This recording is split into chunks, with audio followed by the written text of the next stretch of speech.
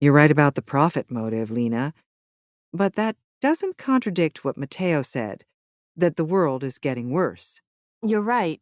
But about that, I read this article recently that had a statistic on how murders are reported in the US media. It was pretty eye opening.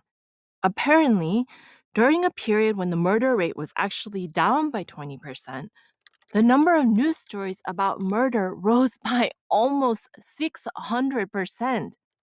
Isn't that crazy? The news stories weren't made up, but it was just disproportionate coverage that didn't reflect at all what the world was really like. I read something similar in a book by Steven Pinker, The Better Angels of Our Nature. He says that the world is actually much safer on average than it used to be, that murder rates in about 75% of the world have gone down. School bullying and violence have gone down massively as well, by more than 80% over the past few decades, I think he said. That's huge.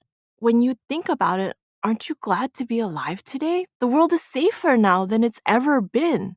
But that doesn't sell newspapers. So, news organizations distort the way we see the world to make it seem more frightening because we pay more attention when we're afraid. You make some great points, Lena. The profit motive definitely affects the type of news we get. But why does any of this matter? Does all this negativity pose a risk? Let's have someone else share their thoughts. Thea? Um, I'd say the answer is yes.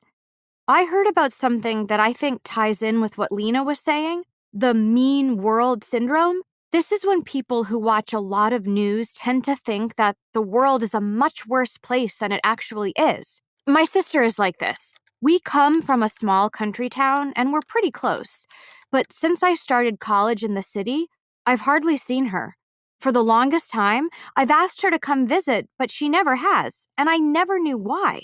But then my mom told me she'd been spending a long time watching the news about life in the city and worrying about me. I live here, and I know it's safe. But that's not what my sister hears in the news.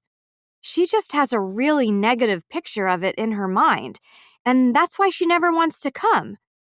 I know what you're thinking. Isn't that just one small anecdote? Sure, but don't we all know people who panic about every little thing they read? It's not a big deal if we're talking about one or two people, but we're talking about thousands or even millions of news consumers. So I guess we should all try to think a bit more critically about the news we consume. But I also think the media is to blame.